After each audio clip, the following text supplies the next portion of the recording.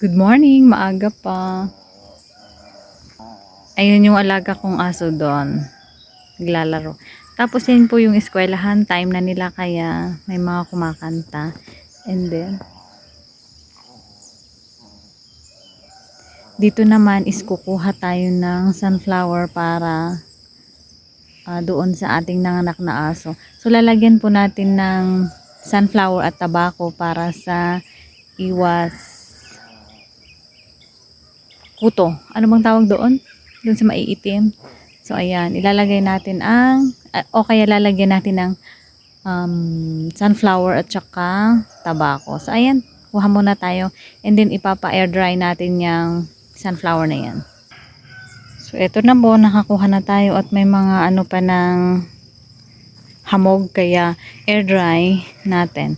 Air dry po ang gagamitin natin kasi pag sun dry is malalanta. So, air dry lang po. So, ayan.